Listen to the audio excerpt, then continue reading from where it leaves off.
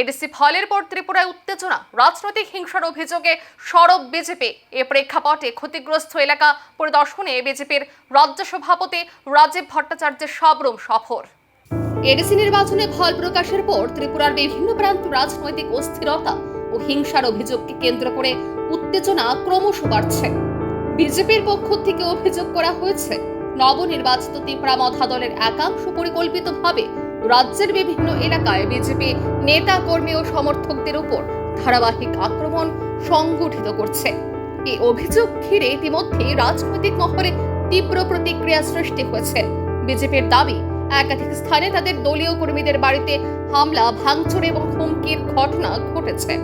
পরিস্থিতি এমন পর্যায়ে পৌঁছেছে যে বহু কর্মী সমর্থক নিরাপত্তাহীনতার কারণে নিজেদের বাড়ি ঘর ছেড়ে অন্যত্র আশ্রয় নিতে বাধ্য হচ্ছেন।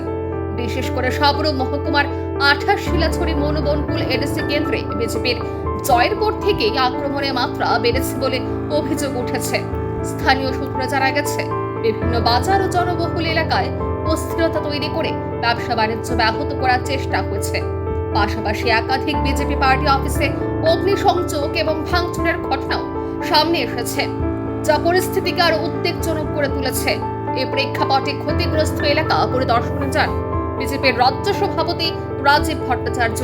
তিনি আক্রান্ত পার্টি অফিসগুলি ঘুরে দেখেন এবং স্থানীয় নেতৃত্ব ক্ষতিগ্রস্ত কর্মীদের সঙ্গে কথা বলেন। সংবাদ মাধ্যমের মুখোমুখি হয়ে তিনি জানান, দল এখনো সংযম বজায় রাখার আহ্বান জানাচ্ছে, তবে যারা এই ধরনের হিংসাত্মক কর্মকাণ্ডে জড়িত তাদের বিরুদ্ধে আইনি পদক্ষেপ গ্রহণ করা হবে এবং কাউকে রেহাই দেওয়া হবে না। সামগ্রিক পরিস্থিতি যে উদ্বেগজনক তা অস্বীকার করার উপায় নেই। প্রশাসনের তরফে শান্তি শৃঙ্খলা বজায় রাখতে নজরদারি বাড়ানো হয়েছে। ত্রিপুরা বর্তমান পরিস্থিতি আবারও প্রমাণ করছে, নির্বাচনের পরে রাজনৈতিক সহনশীলতার অভাব কিভাবে জনজীবনকে বিপর্যস্ত করে তুলতে পারে। এখন দেখার, প্রশাসন ও রাজনৈতিক নেতৃত্ব কত দ্রুত পরিস্থিতি স্বাভাবিক করতে কার্যকর ভূমিকা নিতে পারে। দেখুন, নির্বাচনের 17 তারিখে রেজাল্ট ফলাফল ঘোষণার পর থেকে আমরা দেখতে পাচ্ছি বিভিন্ন জায়গায় আমাদের ভারতীয় জনতা পার্টির কার্যকর্তা, আমাদের ক্যান্ডিডেট, আমাদের কর্মী সমর্থক তাদের উপর আক্রমণ সংগঠিত করছে এবং আমাদের কিছু পার্টি অফিসেও অগ্নিসংযোগ করা হয়েছে।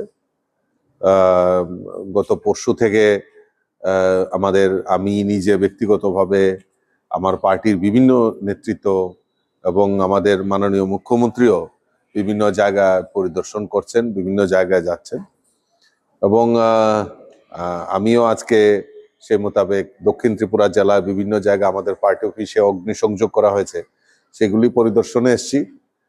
আর এবং গতকালকে রাত্রিবেলা মাননীয় মুখ্যমন্ত্রীর পৌরোহিত্যে উচ্চ পর্যায়ের একটা বৈঠক ডিজি, চিফ সেক্রেটারি সকলকে নিয়ে আমরা একটা বৈঠক সংগঠিত হয়েছে এবং এটাও মেনে নেওয়া যায় না যে নির্বাচনোত্তর সন্ত্রাস যেভাবে আমাদের এই ত্রিপুরা রাজ্যে গতকালকে মাননীয় মুখ্যমন্ত্রীর তার স্পষ্টীকরণ দিয়েছেন, ওনার বক্তব্যে তুলে ধরেছেন এবং আমরা ভারতীয় জনতা পার্টির কার্যকর্তাদের পাশে রয়েছি।